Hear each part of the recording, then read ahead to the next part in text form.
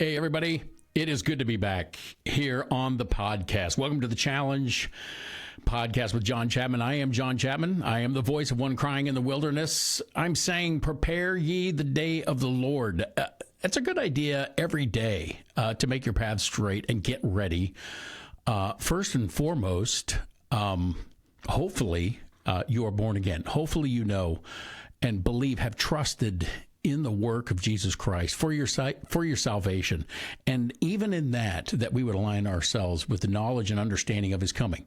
And he is returning.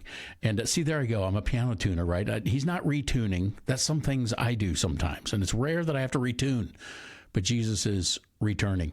And thank you for following us. And it continues to grow. To be honest with you, more of you are following the podcast, joining us on Facebook, where you can find us there. You can find us on YouTube, and are engaged in the conversation. We appreciate that. And go ahead and like and share this when you hear this. If this is something you believe others that you know would be blessed by it, would be challenged by it, that would start some thinking together with different groups of people, both in your church. Encourage men's groups to get around, start talking about politics, start talking about Jesus, start talking about everything that men need to talk about, all of it, to be honest with you. And so anyway, it's good to be back. Feels like it's been a while since we've been in the seat here. But in studio with me, the great, lesser known and never seen Mr. Willman, producing our show today too. So you got to remember, I don't make this happen. And we have the great Mr. Willman, and we even have others behind the scenes getting those things done. So a great thank you to both of them for absolutely doing that. I just got back from Washington, D.C. And let me seat this idea in your mind first. Years ago, early on in the whole COVID thing, maybe even a little bit before, I was having a powerful discussion with my brother. Many of you know him from being on the podcast here. And we were chatting about things like everything from the flu to COVID, to getting a shot, not getting a shot, going to church, not going to church, men's groups, marriage, you name it. But things were going along politically at quite a level, and it seemed to be that the medical community and everything that was going on with COVID at the time was becoming a part of our daily lives. All the information that was coming forth was becoming a part of our daily lives. And all of a sudden, we found ourselves being attached to that information, getting it to us because it bore a weight of importance, or maybe it didn't. And yet at the time, it certainly did, because the information was coming to us that there was a risk, there's a disease, there's a sickness that is going to go through and wipe out a great quantity of people if we are not careful and take immediate actions against it to protect ourselves, for our own health, all these kinds of things. And never in my life had I thought this, but my brother and I were chatting, and we were discussing the information itself, the truth behind the information, the term science, the science behind different things, following the science, what science is true, what more research might need to be done or not done. And my more often than not co-host and dear brother in the Lord and brother from the same mother made this statement, and it rocked the way I think about everything. From, in particular, we were talking about doctors and the protocols that they were putting in place. And the question he challenged me with, it didn't have to do with the data that was coming out, and it didn't have to do with the science itself. But he said, there's that information, but what makes the individual who is responsible for making diagnosis, learning the science, or following and studying the science behind vaccines, or even the COVID vaccine itself, what makes that person good? What makes them moral? And it was like a left hook that I didn't see coming. You could almost see me like an opponent of Rocky Balboa, because I didn't have my guard up and my, slow motion, the sweat flying off my forehead, shooting off my hair, going, whoa, what? My head was rocked when he said that. And I went, why have I never thought of that before? Being a believer, being a man who understands that his own sin, all have sinned and fallen short of the glory of God. Why, as a Christian, one who has been born again by the power, the blood, the mercy, and the resurrection of Jesus Christ, why did that never enter in my mind about who the person was, except for their area of study?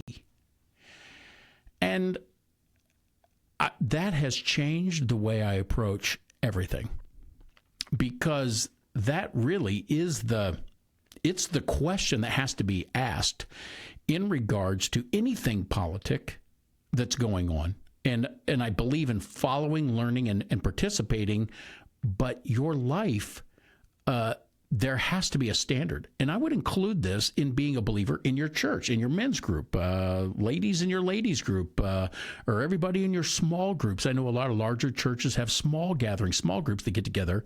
Maybe you are in a church that is in a home. And sometimes I think we forget that there is a standard that is in place for all humanity. If we're Christians, if you're a Christian, if you're a believer, there is a standard that has been put in place for all Christians of all things moral. And it is drawn from the holiness or the righteousness, God's holiness, and his righteousness, and not our own. This is why the discussion on this program, on this podcast, is so important.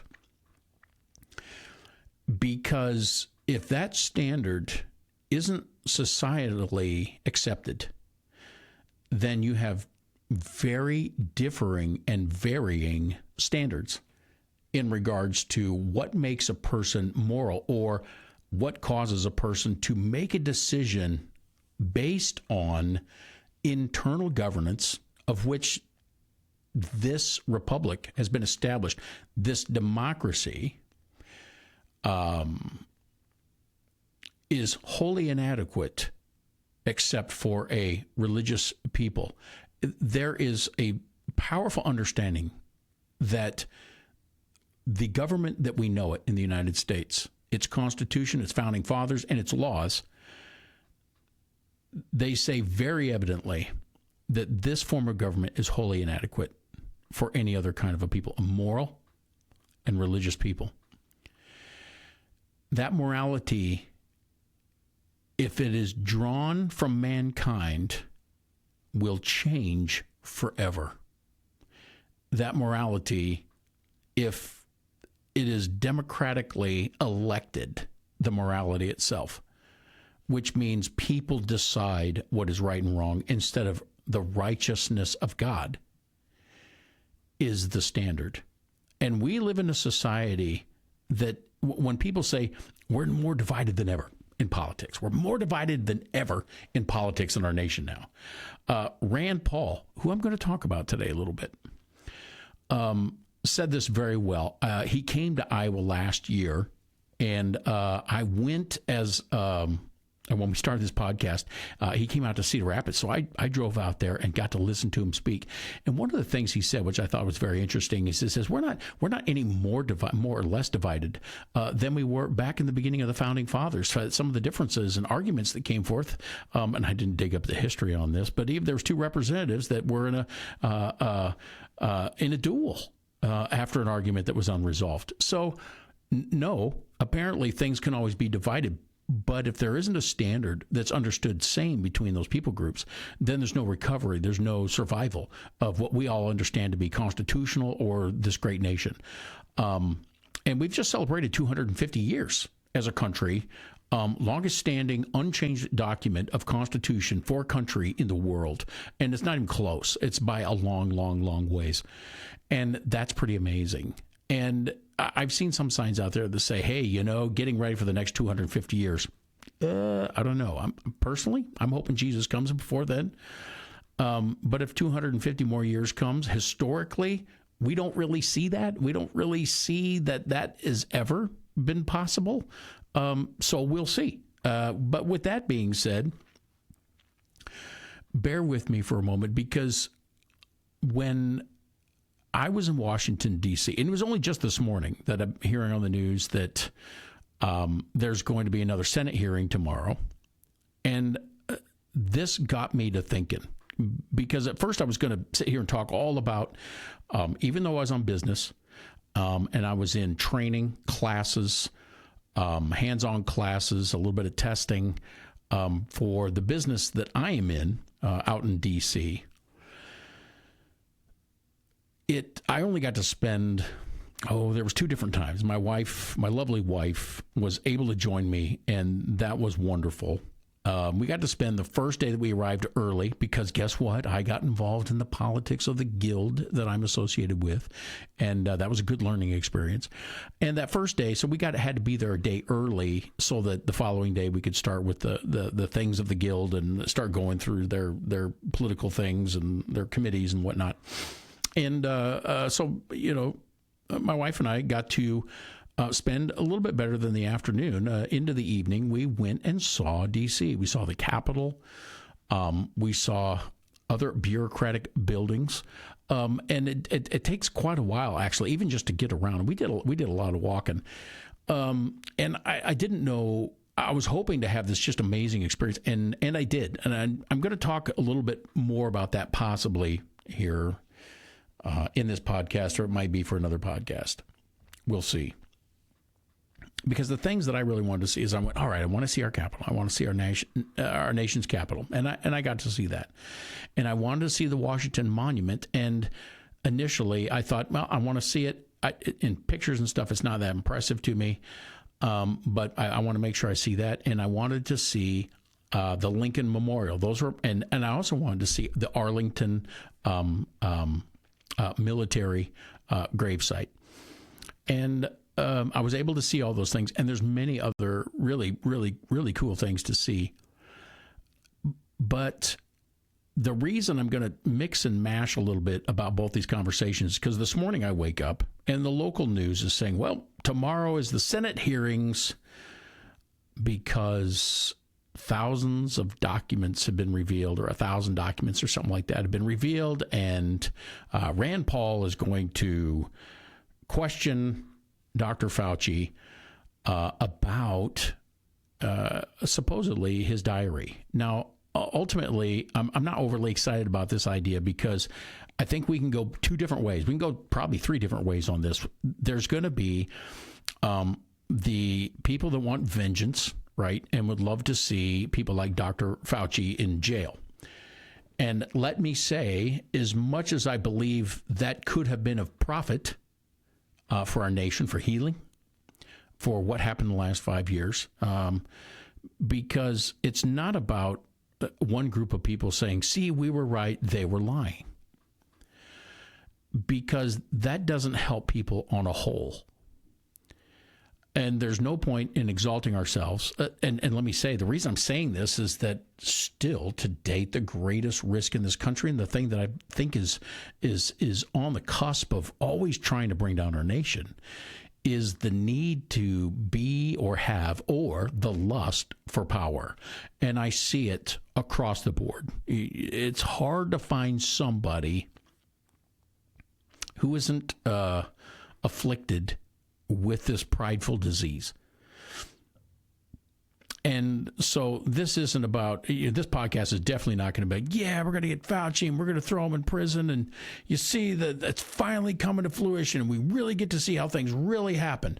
And quite frankly, unless there's justice involved, and unless there is something to be done of a healing point through justice, it's not as much an interest to me.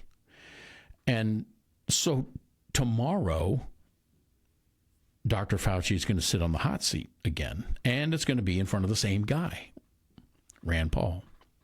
And Rand Paul's, I think, not a fan of Dr. Fauci, if you remember. During COVID, he grilled him pretty good about everything that's going on. Looks like it's going to happen again. I do think it's good that information is going to be out there. We will see what that is, although I don't believe it in any way is going to settle any issues. It'll make some things known, and we will bat that around like a badminton fly thing. You remember that game? You know, it's not fast. You whack, you hit as hard as you can. It's like it goes slower. Wham! Some of these things that happen on like the Senate hearings and things like that, we take them and turn them into like tabloid stuff. It's like, wow, look at that, and then it's just like, oh, this isn't even a good article. It's like playing badminton, right? You hit it so hard and then it doesn't do anything. That's how I see much of this. I think there's a benefit to the Senate hearings because then the conversation can be heard by the public. I appreciate that, and I'm glad for that. We have to be careful. We as individuals, you, me, we have to be careful about what we do with that information because the temptation is for that lust of power, right? We want to be right. See, I told you. See, I told you. See, I told you.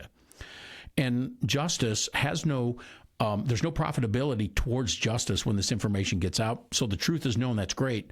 But if somebody's not going to be convicted of a crime, then that's not a benefit. Not in my opinion. And so I go on to say this. I was on my way here to get ready in the studio, and I had to run an errand. Went to the bank, went through the drive-thru, taking care of my business. And as I'm leaving, I was hearing more news about the Dr. Fauci and the hearings that are going to go on tomorrow. And let me see, what is tomorrow? I'm going to look up there. Where are we at? What is today? Today's the 20th, July 28th. So tomorrow, July 29th, 2026, they're going to have these hearings. And I had this thought. I'm sorry. For those of you who say, be careful, don't get too much tongue-in-cheek, too much sarcasm, I'm sorry. It went straight into my head and out into my thinking ears. They announced this, and I just thought, the Reverend Dr. Fauci. And I don't know where that came from, except when you think about all the churches that went, tell us what to do, oh, Dr. Fauci.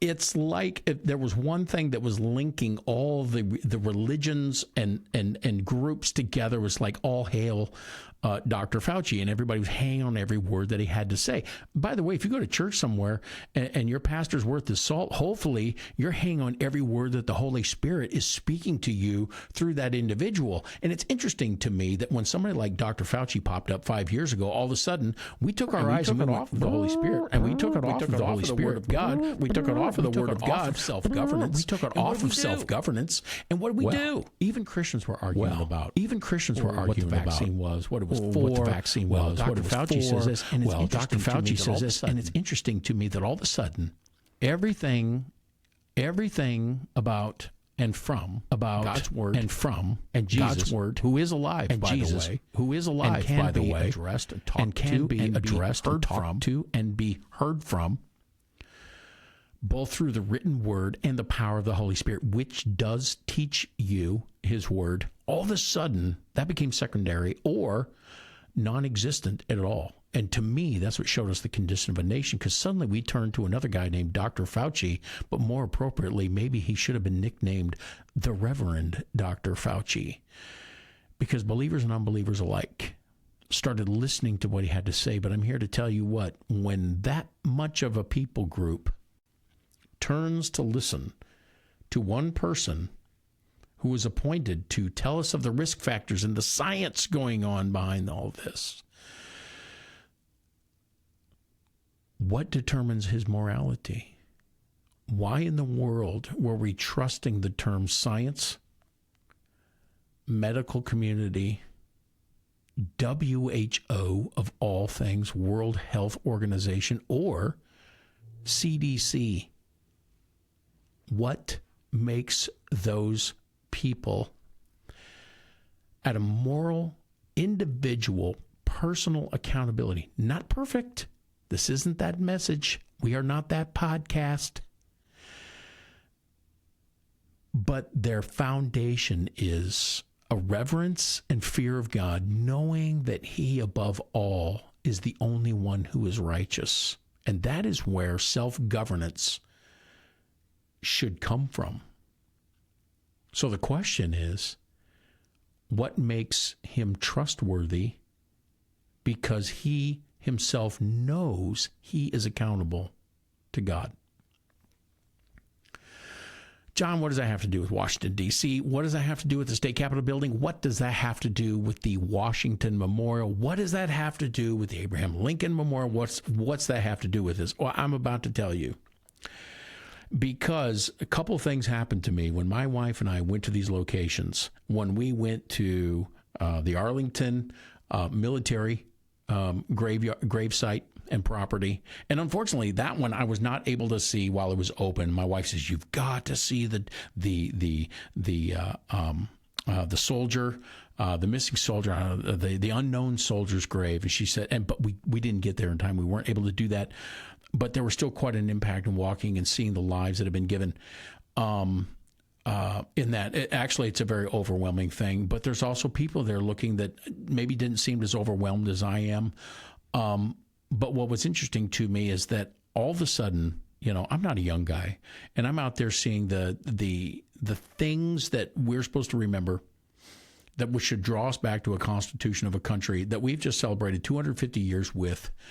And there needs to be some understanding of this. And I'm not going to lie, when I went to the Capitol building, and this all goes back to morality, this goes back to a type of person that existed 250 years plus, or go even nearly 85 years farther than that, all the way back to Mayflower time and pilgrims coming over and the initial contact with the northern continent of the Americas.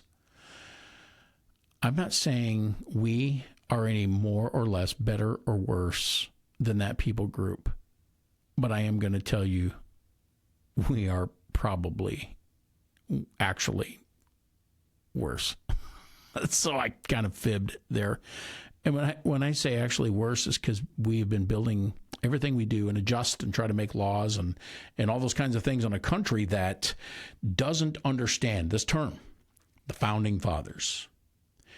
And I have actually, because of Christ in me, the hope of glory, I have sat under different ministries that have removed any notion that I thought those men would be like,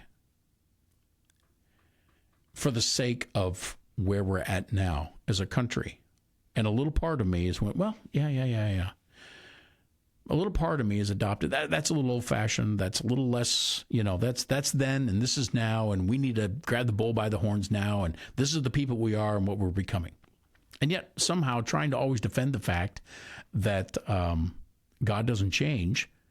And I do believe in the Constitution. Well, as you know, it hasn't been but for the last 5-6 years that I actually read the Constitution and continue to read the Constitution and continue to understand that I can understand what the Founding Fathers were saying to us, were saying to the future, and the things that were done to see that happen. And I need to interject this at this point. The question, what makes your doctor moral?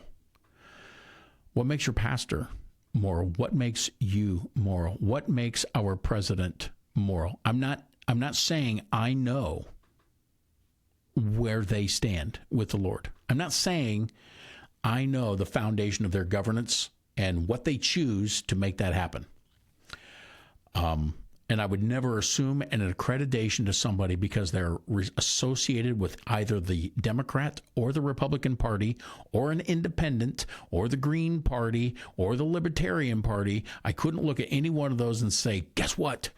They're moral because they trust in God. That is individual and necessary, I might add. And this idea that the founding fathers were actually this kind of religious group who really they weren't true Christians or true believers. I just got to say, I'm glad I went to D.C. to read some documentation.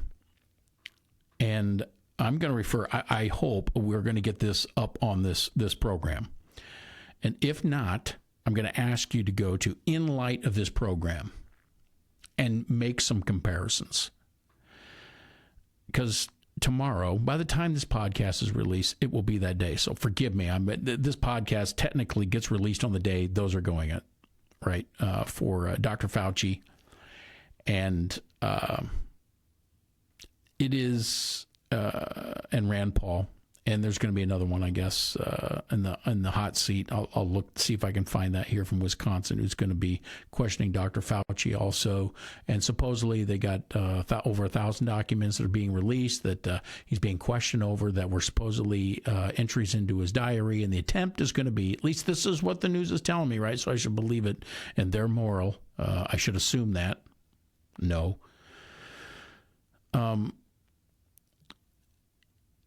Is that when all that information comes forth and they're trying to show Dr. Fauci in a bad light, and I'm going to say, if they're able to prove that he's just been lying to us all along and there was a motive counter to his, because I've seen the Dr. Fauci interview where he flat out states, for the sake of any type of sickness or flu to be given to mankind, before he was a part of the financial big boys convention of making money with getting our shots, he stated the single best way a person can create antibody immunity to sickness is to go through it. This is Dr. Fauci. So yet when he's brought on board by President Trump, and they start talking about masking and distancing, and all of a sudden it went from, wash our hands to wash our hands and mask, and then it went to, we should get the shot. You got to remember, I wouldn't fault any person for changing what they say or changing what they believe or the changing science, but it has to be recognized that he didn't believe himself, apparently, at that time. And we do need to ask the motive. Why would he recommend a shot to us, millions and millions and millions and millions of people, when he had just stated the single best way to develop immunity against the flu or any other kind of sickness like that is to get it so that your body can build up the antibody.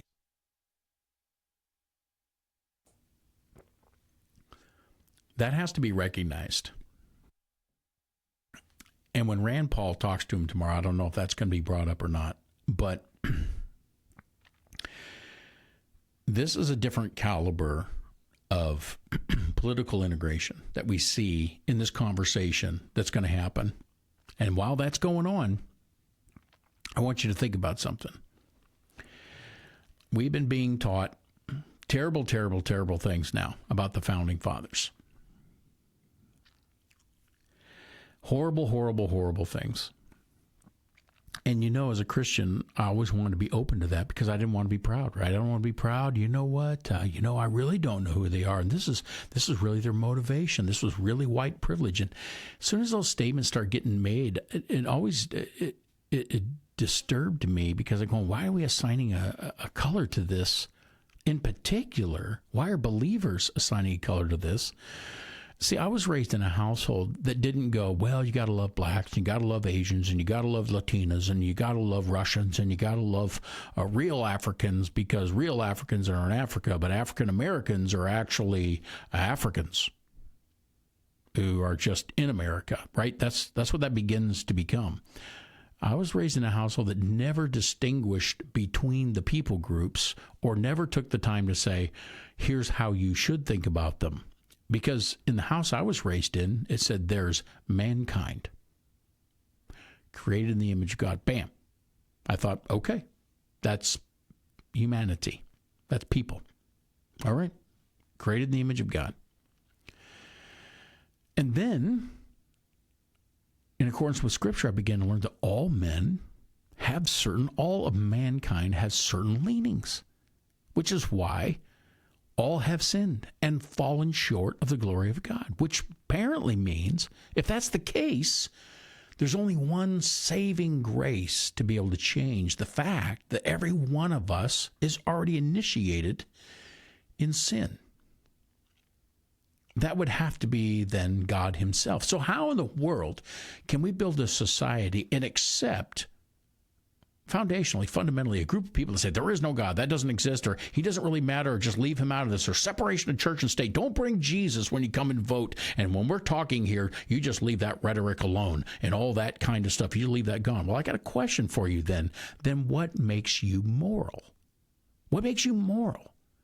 And that needs to be questioned, because the thing that makes me gear my life towards morality, or have a moral litmus paper and compass, is not that I do it perfectly, but it's that I fear God and I need his righteousness, for he alone is that.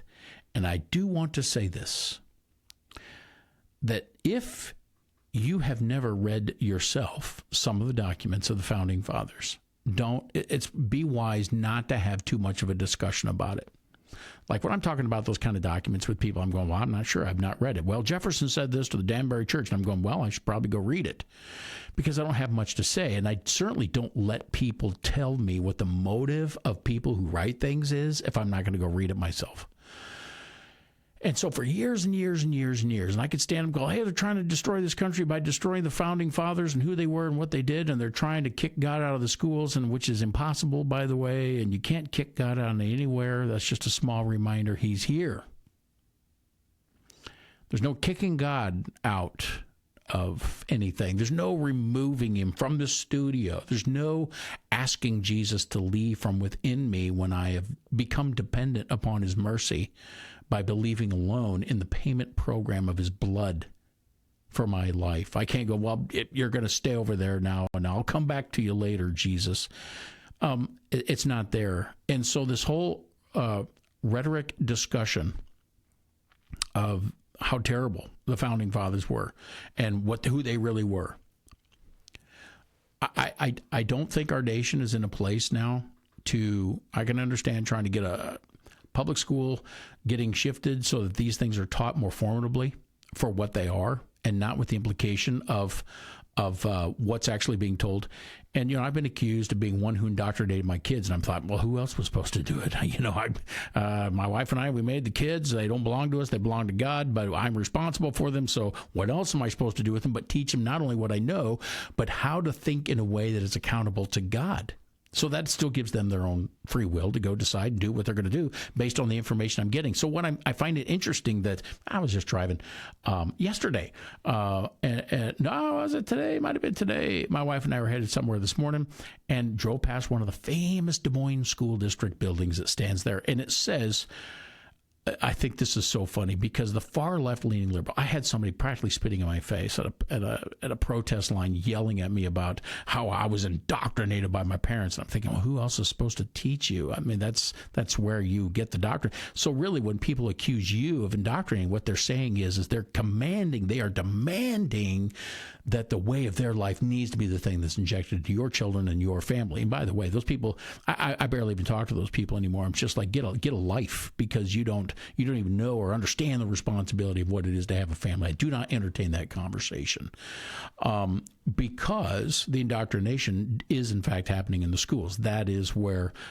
Marxist communism begins. That's where this what is the new democratic socialism that's come up, which is Marxism. I mean, that's how it's really spelled, with an M, not Democrat or socialism. It's spelled Marxism. And the proof of that, I'm driving past this Des Moines Elementary School building, and there's the kiosk out front, and it says, "Come here, become here." And I went, if that isn't indoctrination 101, I don't know what it is. That is a public school system that flips the bird at the parents and says, we are going to make your children the way we want them. And there's no question. I mean, you can get a good education in public schools fairly. And the options are there as long as you're a parent that makes your kid work to get it done. But don't we see why homeschool, especially in Iowa, has become such a popular option? Now, your kid, the turnout of your kid is a combination of how they're educated, but more so who you are as a parent and what you're doing as a parent for them, no matter whether it's private, public, or homeschooling. And some are different options, some are better options, and for some things, if that's what you want. But I'm here to tell you, when the public school system, in particular, Des Moines says, come here, become here, that is send your kids to us, and they will become like us. No. If I send my kid there, I'm going to make sure that they're pointed towards God, that they would choose to become like him. And I'm proud to say, if you want to call that indoctrination, that's exactly what I'm doing with my kids. I am doing in accordance with God, who created heaven and the earth, who spoke the very being of our existence here. He said, train up your child in the way they should go, and even when they are old, they will not depart from it. Take it for what it is. You're either handing your kids over to a system that truly believes parents should not teach or have a place to do what? Teach your children in such a way that this question is asked of people. Well, Mom and Dad, I went to the doctor. I'm in college, and I went to the doctor the other day, and they said I needed this shot. Really? Are they moral? Well, they're a doctor, so they follow the science. I don't give a rip. Are they moral? What's their foundation? Are they God-fearing people? Are they people who respect the governance of their heart because of who Christ is and who God is, and that there's a judgment? Well, I don't know. Well, then why do you trust them? Because they're educated. Education shouldn't be a trust point. Let me go back now to these monuments, and here's why. I struggled with a lot of frustration, a lot of things I've been taught from the church, by the way, from the pulpit, in regards to all things culture. And the attack on the founding fathers of this country is just, it's I'm just going to go out on a limb and say, the attack against the founding fathers of this country truly is the attempt at employing an anti-constitutional, pro-Marxist, communist-style government. We had a couple of trolls get on a couple of programs and go, well, are you saying that if to be a Democrat you're a communist? We're not saying it. We're just watching what they're doing, and the similarities aren't there. They're just the things they are the similarities, but they're actually doing them. It's not that they're similar; it's that they're identical. That's exactly what they're doing. That's the politics of that. And we have a couple generations now sitting there really thinking this is a legitimate form of government. But if you hold that up against the Constitution and the people, the founding fathers of this country, you can't leave that separation. You can't create a separation in church and state. It's living in these guys. I'm going to start by saying this. I went to the Washington Monument, was the first major presidential monument I went to. That was a couple days later. That my wife and I went to. And the reason I bring this up, and the reason I bring this up, the reason this is important to me, and the reason I'm making this dynamic exchange between our founding fathers and what's about to happen in the conversations of Dr. Fauci and Rand Paul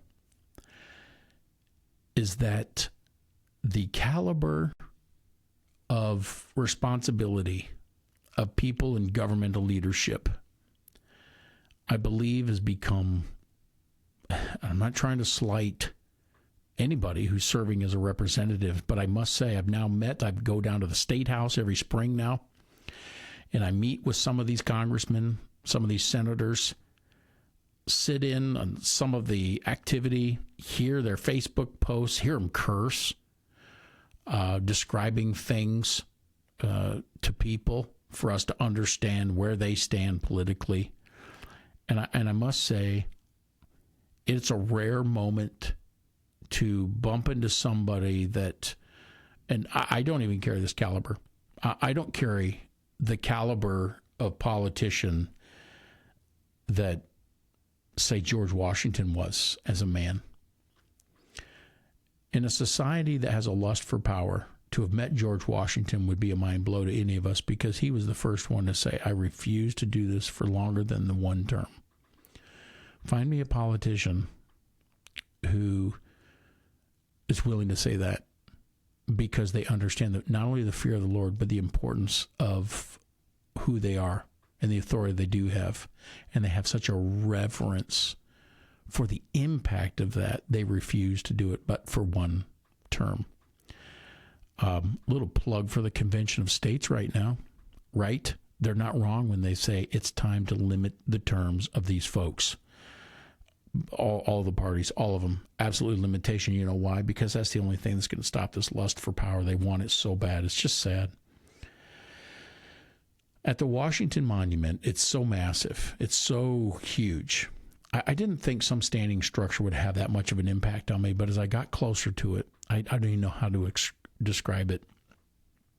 But I knew if something like this was being built in the memory of somebody who had such a profound impact on the beginning of our history, that how could I possibly be standing there in the presence of this memorial and even begin to try to link where we're at now in any kind of similar fashion to the caliber of person, the caliber of man George Washington was. And take this from me, if you will, as a strong word to conservatives also. If we think we're, when I say conservatives and I say we, I am conservative. I am not a Republican. Let's be perfectly clear. But if you think your party is like the character of that person, you should probably read some of who they were and then what they did or what they wrote or said in the chambers and halls of politics. But I was overwhelmed when it was the first place where tears entered in my eyes, because I realized the caliber of person. What makes a man moral? It's one who fears God and knows there's no good in themselves, but are wholly given over to knowing that God's sovereign will is going to be the thing that works out in the end. And George Washington took quite a beating coming against the British Army. And yet they stood. It wasn't pretty, but they stood. And I don't think any of us could possibly really think about what it would be the first person to say, we would like you to be our president. The weight of that. And it was hard.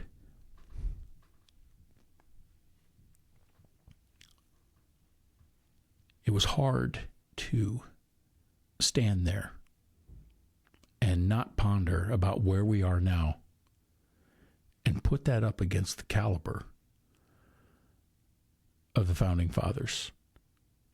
Even if you're making beer, even if you're Ben Franklin and you're loving the ladies over in France, there's still a caliber of these men that had a different understanding than I feel we do as a nation.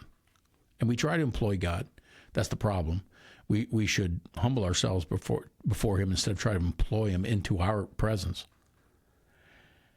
And we need to take a good hard look at ourselves, where we're at in the condition of ourselves, and dare not try to wipe away who these people were and what they did.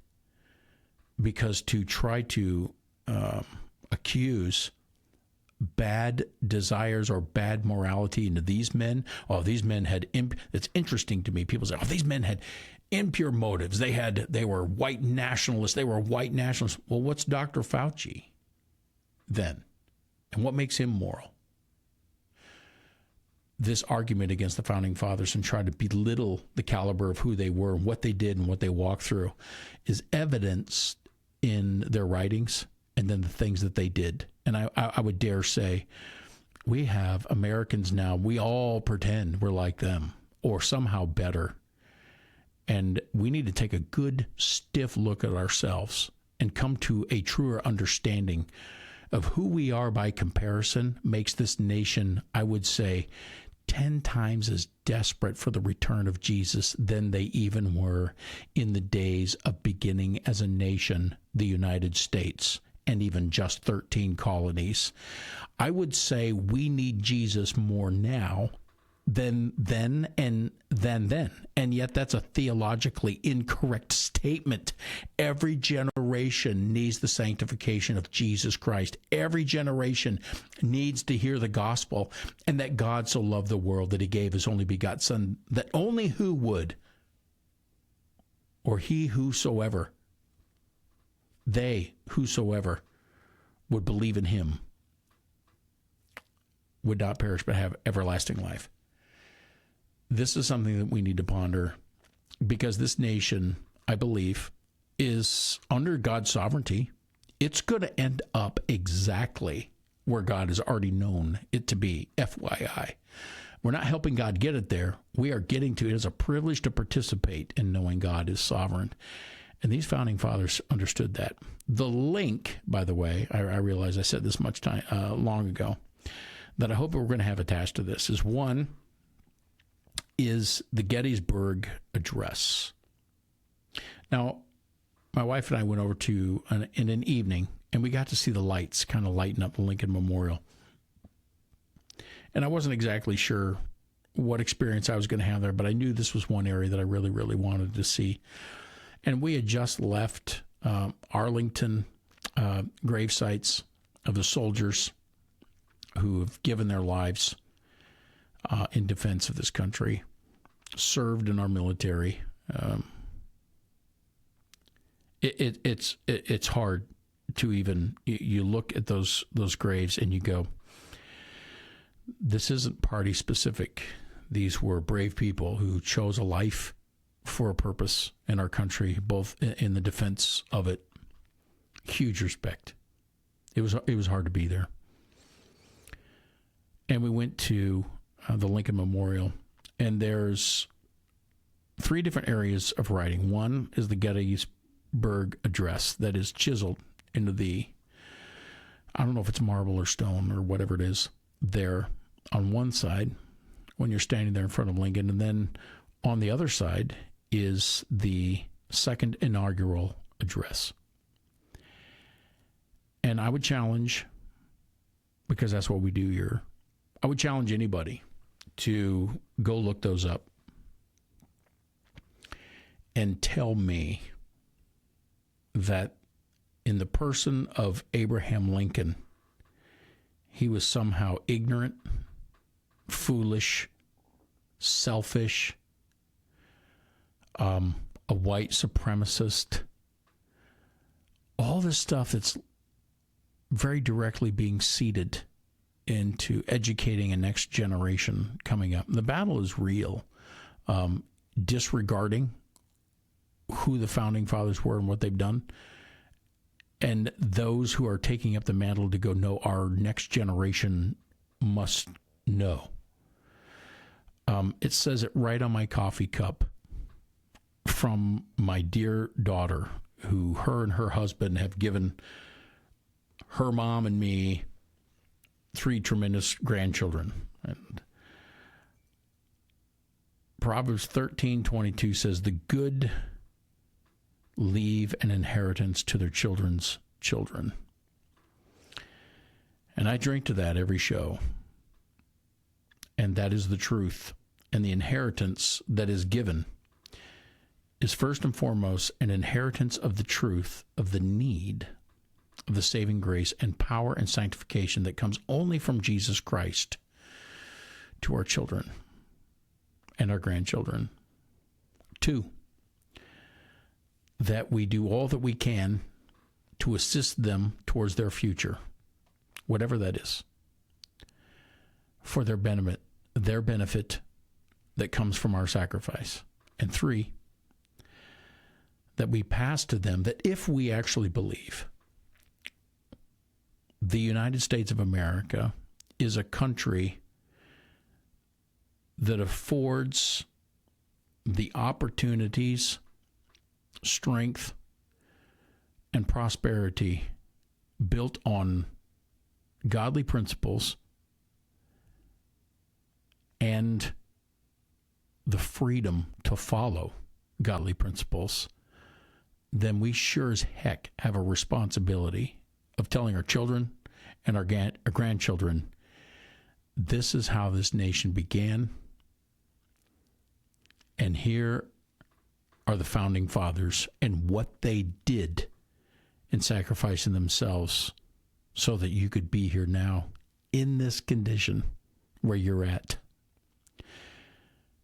Respect that, honor that, and if you leave that, you will not be able to hand to your children and grandchildren the same thing that we are fighting for to hold on to for you. If you think this is not a benefit to you and not a benefit in a godly way, in a godly fashion, then that next generation is going to go a whole different direction.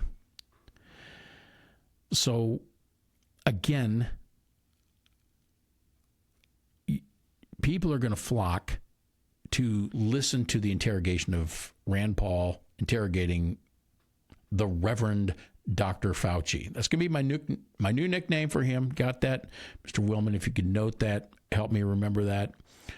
The Reverend Dr. Fauci, because we all hailed him as a great religious leader in the name of science to this nation. And shame on us for considering him some sort of leader just because of science. And we would be fools to follow people because of information instead of that they choose a life of self-governance up against or submitted to the Creator himself. You cannot show me in the history, in the words and the documentation and the statements of our founding fathers that they did not believe otherwise. Gettysburg Address. If you hear my words, go look it up. As soon as this podcast is done, go look it up and read it. And I read that standing there at the Lincoln Memorial. And you need to read it. And it's an overwhelming sense of what others you have never met have done for you. Hebrews in the New Testament. I'm going to suggest you read that too, because it speaks of those who went before you and me. If you're a believer, if you're not a believer, you're not going to get this. If you are a believer, you still might not get this if you don't read the Bible. So I'm going to encourage you, read Hebrews. Get a little bit halfway through there, and you're going to start talking about the fathers of the faith. I hate it when pastors call it the Hall of Fame of faith. I really do. And I believe these people who are the fathers of the faith, who proclaimed Christ, who searched out, 1 Peter, read that, searched out, that the prophets searched out by the Spirit of Christ for the coming of Christ. These people suffered. And it speaks of that in Hebrews, for those who went before us, trusting in God, believing in what he was promising to do for redemption. Those people are heroes, and they suffered and they were unknown. It even speaks of those who participated in trusting and believing in God for the sake of you and me standing here now, who suffered, and even many without homes until their death. They stood that ground to do that. There are those that went before us in faith, and we need to be the ones who are faithful to handle the baton of two things. Two things. First and foremost, Christ and the saving work of him. And second, what is this country? Where did it come from? And who are the men that risked their lives without fame or for any purpose of fame to get that done? You will find that in reading the Gettysburg Address. You will find out a little something about Abraham Lincoln. Yeah, John, but you know what he had to do, and he did some things that were unconstitutional. He did. Oh, really? Tell me about your life.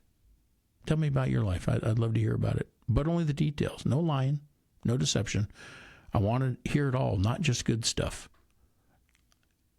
All you need to tell me is, if God's your moral high ground and you trust alone in him and that you will be judged by him, then I'm all ears and full of mercy. And the second thing I would suggest, I read that, and then I turned towards this giant statue of Lincoln, and an elderly man came up next to me. He was looking at the same thing, he and his wife, and we stood there very quietly, very solemnly. And I gently turned to my side just to kind of see what our distance was. He felt pretty close to me, and he kind of gently turned to the right towards me, and he looked at me, and he said, "Incredible." And his eyes were all wet. And I said, "Yes, indeed, incredible." And I said to him, "May we never forget." And he gently nodded his head, and he and his wife turned and left. And I turned to my right, only to see on the wall Abraham Lincoln's second inaugural address. And there was a real sense of reverence. It had nothing to do with the building, but something about the building drew on you that these were the people that went before you. And something really big happened as a result of who they were, which is why we're supposed to remember. That's why it's there. We're not supposed to remember Abraham Lincoln. We're supposed to remember who Abraham Lincoln was and the results of activity that occurred as a result of what he believed and then he did. So the last thing I'm going to ask you to do when this podcast shuts off and you're done listening, before you do anything else, it's not that crazy long, is go look up the second inaugural address. And my wife and I were nearby when I began reading it, and then she stepped off to go look at some other things, and then she came back a little short while later, and we stood there. And there's 3 columns of this, the second inaugural address of Abraham Lincoln. And I began to read the first one. And I would have to say this document, this inaugural address, the second one of Abraham Lincoln, is the toughest thing I've ever read in my life. To hear him speak as I read,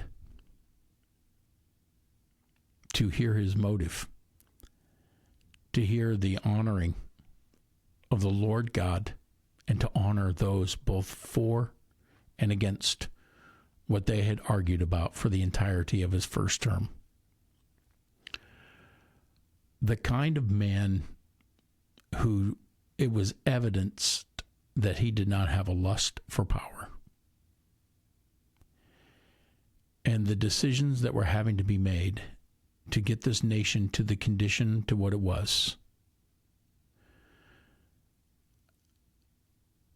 I got halfway through the first third and couldn't continue to read because I couldn't see it, because the tears would not leave my eyes.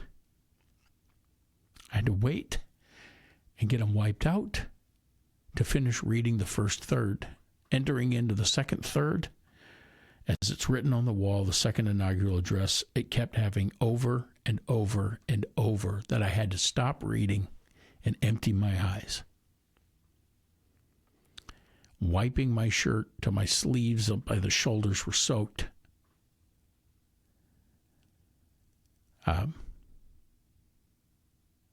Maybe you have to be there at the monument. Maybe you have to be there to understand it. Maybe the Spirit of the Lord has something going on in me and maybe in you, and maybe that's why you're drawn to this podcast, because there's something more deep within yourself, that you don't particularly have an aversion to wanting power. You don't particularly have an aversion to needing to be seen, but you particularly have a stand to take because you see what's happening in yourself and the struggle. You see what's happening in your family and the struggle. You see what's happening in the public and the struggle. And you see what's happening at the state level and the struggle. And you see what's happening in the nation at the national level, and them trying to get us concerned about the whole of the world on top of all of that. And if you never have, read these two documents, the Second Inaugural Address and the Gettysburg Address, and then begin to ponder what this nation's Civil War really was and what really was about. And you will hear who and the type of person Abraham Lincoln was based on these writings, based on what he said, not what the schools are saying all the evil intent was. Just go read it. Because it destroys the rhetoric. It destroys the rhetoric within the schools. It destroys rhetoric from the pulpits. It destroys rhetoric altogether. And if you align yourself with truth, give this an opportunity in your life and read it. I've never,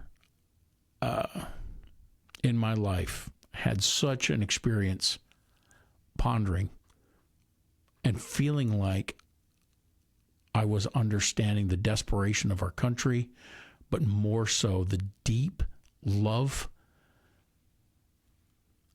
and caliber of the type of men that did what they did, that this country would be what it is,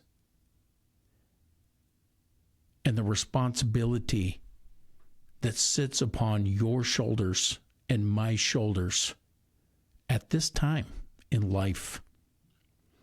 It should bear weight who you are as a believer and why this nation really is.